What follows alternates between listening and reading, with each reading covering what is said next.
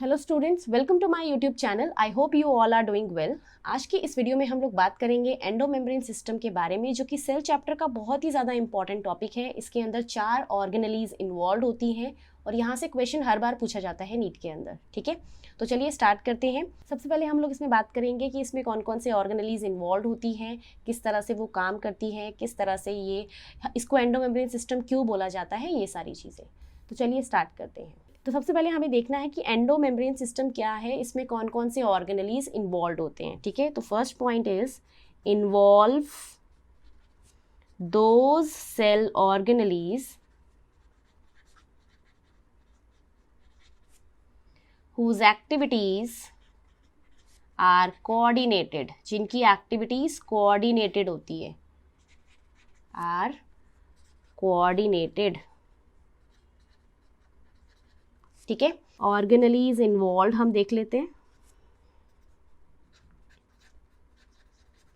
Organelles involve are, first is endoplasmic reticulum, endoplasmic reticulum. Second is Golgi apparatus या Golgi complex लिख सकते हो, या गोल्जी बॉडी भी बोलते हैं हम उसको। Third is lysosome and fourth is vacuole. Okay, so यहाँ से एंडोमेम्ब्रेन सिस्टम से नीट में कम से कम 3 से 4 बार क्वेश्चन रिपीट हो चुका है सेम इसी पॉइंट्स के ऊपर कि एंडोमेम्ब्रेन सिस्टम में कौन कौन से ऑर्गेनेलीज इन्वॉल्व हैं उनके रिस्पेक्ट में। नेक्स्ट यहाँ से एक और नीट में जो क्वेश्चन पूछा जाता है सबसे ज़्यादा, वो ये है कि mitochondria, peroxisome and chloroplast endomembrane system का पार्ट क्यों नहीं है, उनको इसमें क्यों नहीं रखा गया। तो उसका रीज़न यही है कि उनकी जो एक्टिविटीज़ होती हैं वो इन चारों की एक्टिविटी से कोऑर्डिनेट नहीं करती, that is why they are not a part of endomembrane system. ठीक है, सो हम लिखेंगे the functions of mitochondria, peroxisome जो कि एक माइक्रोबॉडी होती है, chloroplast and chloroplast are not coordinated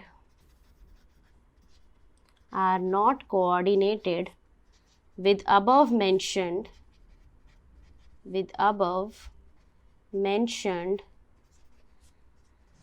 cell organelle. Therefore they are not a part of endomembrane system.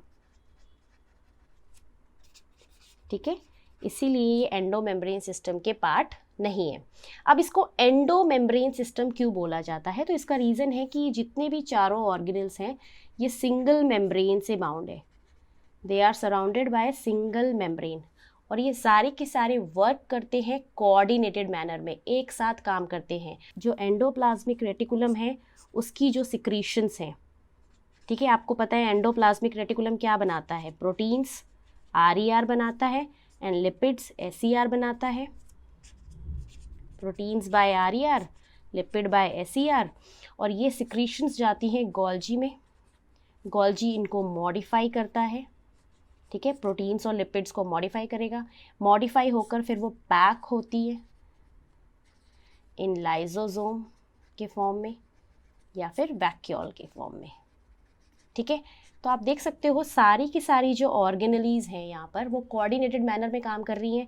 अगर एंडोप्लाज्मिक रेटिकुलम नहीं है तो गोल्जी के पास कुछ काम ही नहीं होगा, क्योंकि जब प्रोटीन और लिपिड्स ही नहीं बनेंगी तो वो किसको मॉडिफाई करेगी। ठीक है, सिमिलरली अगर गोल्जी मॉडिफाई नहीं करेंगी तो ये लिपिड और प्रोटीन्स अगर बनकर भी रखी हैं तो ये आगे फंक्शनल नहीं होंगी।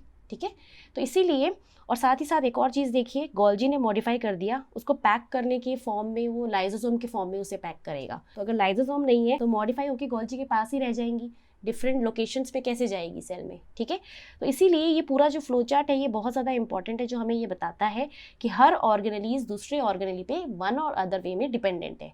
इसीलिए हम बोलते हैं कि ये सारे एक साथ कोऑर्डिनेटेड मैनर में काम करते हैं। Second thing, they are surrounded by single membrane, कोई भी डबल मेम्ब्रेन वाला इनमें नहीं है, तो कोई भी चेंज नहीं है, सब एक जैसे हैं बिल्कुल, इसीलिए इसको बोला जाता है एंडोमेम्ब्रेन सिस्टम। ठीक है, अब हम सबसे पहले बात करते हैं हमारे पास जो ऑर्गेनेली एंडोप्लाज्मिक रेटिकुलम की है उसके बारे में। सो एंडोप्लाज्मिक रेटिकुलम के बारे में हम सबसे पहले डिस्कस करेंगे, हम इसको सीक्वेंस में ही पढ़ेंगे। So first organelle is endoplasmic reticulum. ठीक है, सबसे पहला जो ऑर्गेनेली हमें डिस्कस करना है that is endoplasmic reticulum. So endoplasmic reticulum में देखिए, इसको सबसे पहले किसने देखा था? First seen by Porter and Thomson ने। और जो टर्म हम पढ़ते हैं endoplasmic reticulum, this term was given by Porter. ठीक है, तो ये आपको याद रखना है। नेक्स्ट हम आते हैं इसके फीचर्स पे। सो एंडोप्लाज्मिक रेटिकुलम के बारे में सबसे पहली चीज़ तो आपको ये याद रखनी है कि जैसे हमने एंडोमेम्ब्रेन सिस्टम में 4 ऑर्गेनेलीज बताई हैं, उनमें मैक्सिमम पोर्शन जो है एंडोमेम्ब्रेन सिस्टम का जो कॉन्स्टिट्यूट करता है दैट इज एंडोप्लाज्मिक रेटिकुलम। तो यहाँ पे हम लिख लेंगे 30 to 60% of total endomembrane system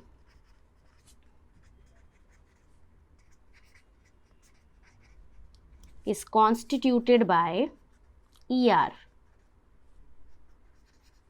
ठीक है, एंडोप्लाज्मिक रेटिकुलम। ठीक है, ER को हम एंडोप्लाज्मिक रेटिकुलम बोलते हैं। तो मतलब टोटल एंडोमेम्ब्रेन सिस्टम का 30 to 60% पार्ट अकेला एंडोप्लाज्मिक रेटिकुलम कवर कर रहा है। ठीक है, नेक्स्ट देखिए, इट इज 3 डायमेंशनल। ये 3 dimensional membrane lined, 3 dimensional membrane lined है, मैंने आपको पहले ही बताया मेम्ब्रेन से बाउंडेड होता है, इंटरकनेक्टेड, आपस में कनेक्टेड है, network that extend through out the cytoplasm, पूरे साइटोप्लाज्म में फैला होता है, through out the cytoplasm. Okay, अब हम बात करें एंडोप्लाज्मिक रेटिकुलम की सेल में लोकेशन क्या है। तो सेल में एक तरफ तो ये प्लाज्मा मेम्ब्रेन से कनेक्टेड होता है और दूसरी तरफ ये न्यूक्लियस से कनेक्टेड होता है। तो ऑलमोस्ट हम बोल सकते हैं पूरा सेल का जो आधा पार्ट है वो एंडोप्लाज्मिक रेटिकुलम ही कवर कर रहा है। ठीक है, third is connected to plasma membrane on one side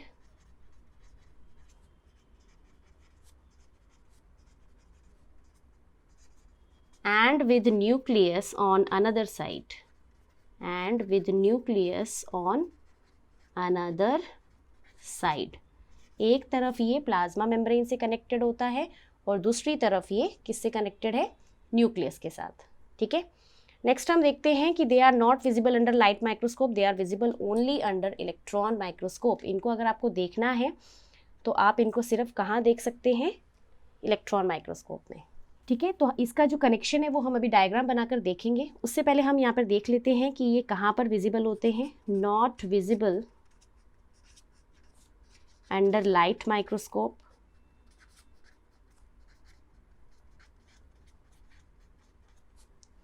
visible only under electron microscope.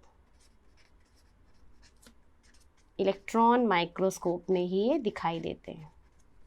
ठीक है, नेक्स्ट आते हैं अक्रेंस पे। सो अक्रेंस पे सबसे पहले देखिए, ये बहुत ज़्यादा अबंडेंटली प्रेजेंट होते हैं।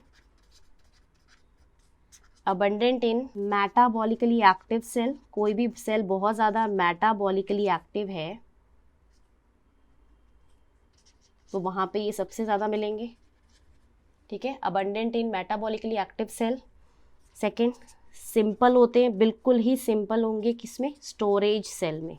तो ये सिंपल होते हैं स्टोरेज सेल में। स्टोरेज सेल में सिंपल क्यों है, वहाँ पे क्वाइट एक्सटेंसिव क्यों नहीं है? उसका रीज़न यही है कि स्टोरेज सेल का काम है स्टोर करने का, वहाँ पे कोई मेटाबॉलिज्म नहीं चलता है।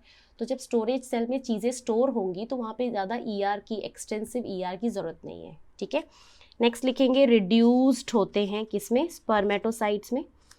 स्पर्म सेल्स के अंदर ये बहुत ही ज़्यादा रिड्यूस्ड होते हैं।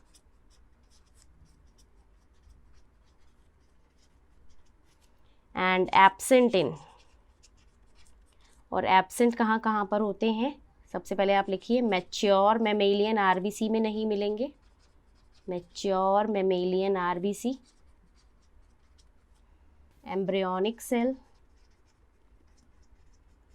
एट्सेट्रा। ठीक है, तो मैच्योर मेमेलियन आरबीसी में ये नहीं मिलते हैं, एम्ब्रियोनिक सेल में ये नहीं मिलते हैं। ठीक है, अब हम डायग्राम बनाकर देखेंगे कि एंडोप्लाज्मिक रेटिकुलम किस तरह से एक तरफ प्लाज्मा मेम्ब्रेन से कनेक्टेड है और दूसरी तरफ न्यूक्लियस से कनेक्टेड है। This is the structure of endoplasmic reticulum.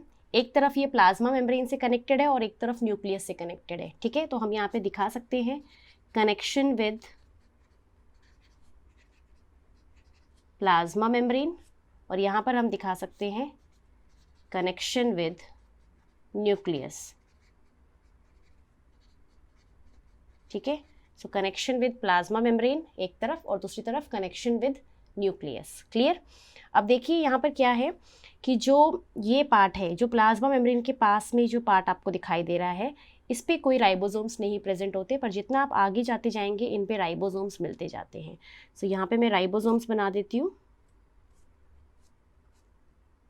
These are ribosomes. Actual में राइबोसोम की ऐसे सब यूनिट होती है। ठीक है, इस तरह से होता है, पर हम यहाँ पे अभी डॉट डॉट ही बनाएंगे। डिटेल हम आगे पढ़ेंगे इसके बारे में। Okay, so this part is जहाँ पे राइबोसोम्स बनाए हैं, this is RER, rough endoplasmic reticulum. और ये जो पार्ट है जहाँ पे कोई मैंने वो नहीं बनाया है, this is SER, that is smooth endoplasmic reticulum. तो SER के पास राइबोसोम्स नहीं होते हैं, RER के पास होते हैं। अब आप देखिए जो RER है वो न्यूक्लियस का मेम्ब्रेन बना रहा है। Nucleus is double membrane, nucleus के बाहर दो मेम्ब्रेन होते हैं।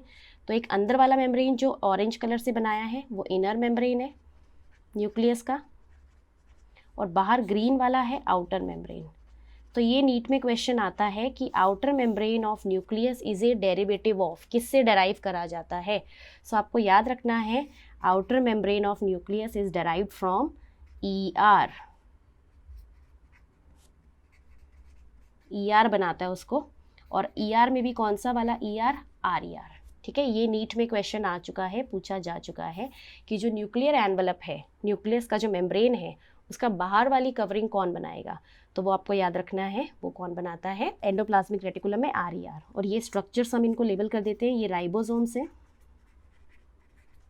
ठीक है, तो यहाँ पे जो राइबोसोम्स मिलेंगे वो ATS होंगे, बिकॉज ये यूकैरियोटिक सेल हम पढ़ रहे हैं। ये पूरा साइटोप्लाज्म में जितना भी बाहर है, ठीक है, ये nucleus, this entire part is cytoplasm. तो साइटोप्लाज्म में आप देख सकते हो मेजॉरिटी ऑफ द पार्ट तो किसने कवर कर लिया, एंडोप्लाज्मिक रेटिकुलम ने। ठीक है, और एंडोप्लाज्मिक रेटिकुलम साइटोप्लाज्म में जितनी भी स्पेस है उस स्पेस को दो कंपार्टमेंट्स में डिवाइड कर देता है। एक कंपार्टमेंट वो जो कि स्पेस इसके अंदर चली गई है, ठीक है, the space enclosed by ER membrane, उसको बोलते हैं ल्यूमिनल स्पेस या ल्यूमिनल कंपार्टमेंट। और जो स्पेस बाहर रह गई है, this entire space is known as extra luminal compartment.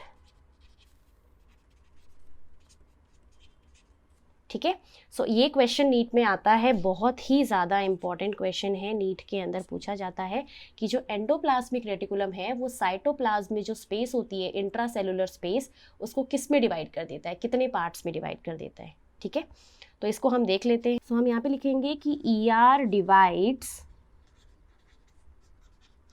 The intracellular space, intracellular मतलब within the cell, intracellular मतलब सेल के अंदर जो स्पेस है, इनटू टू कंपार्टमेंट्स, दो कंपार्टमेंट्स में वो उसको डिवाइड करवा देता है।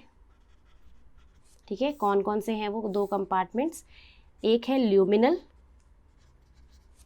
कंपार्टमेंट और दूसरा है एक्स्ट्रा ल्यूमिनल कंपार्टमेंट। देखो ल्यूमिनल ल्यूमेन हम वैसे भी स्पेस के लिए यूज़ करते हैं। ठीक है, ल्यूमेन टर्म जो है it is used for space. तो दो कंपार्टमेंट्स यहाँ बन गए हैं, एक ल्यूमिनल वो कंपार्टमेंट है the space enclosed by ER membrane. ER membrane के अंदर जो स्पेस आ गई है उसको बोलेंगे ल्यूमिनल, जैसे इस तरह से हमने बनाया था।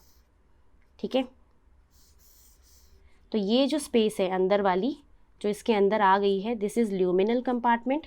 और जो स्पेस बाहर रह गई है, ये जो आपको स्पेस दिखाई दे रही है और ये जो स्पेस आपको दिखाई दे रही है जो बाहर रह गई है, दिस इज एक्स्ट्रा ल्यूमिनल। ठीक है, तो एक्स्ट्रा ल्यूमिनल में हम क्या लिख देंगे, the space outside the ER membrane, ER membrane के बाहर, इन दी साइटोप्लाज्म, है ना, बोल सकते हैं ना साइटोप्लाज्म के अंदर, in the cytoplasm outside the ER membrane. So ये बहुत ही ज़्यादा इंपॉर्टेंट है, नीट में यहाँ से क्वेश्चन आते हैं, बहुत ही ज़्यादा इंपॉर्टेंट टॉपिक है। आई होप आपको ये सारी चीज़ें समझ आ गई होंगी। अब एंडोप्लाज्मिक रेटिकुलम का जो स्ट्रक्चर होता है, उसके जो टाइप्स होते हैं RER SER, वो हम अपनी नेक्स्ट वीडियोज़ में डिस्कस करेंगे। So stay tune for all those videos. और अगर आपको वीडियो अच्छी लगी है तो वीडियो को लाइक और शेयर ज़रूर करिए, और अगर आप मेरे चैनल पर नए हैं तो चैनल को सब्सक्राइब ज़रूर कर लीजिए, ये बिल्कुल फ्री ऑफ कॉस्ट है, और बेल आइकन को भी ज़रूर प्रेस कर लीजिए ताकि आपको सबसे पहले वीडियो की नोटिफिकेशन मिल जाए। Thank you so much for watching.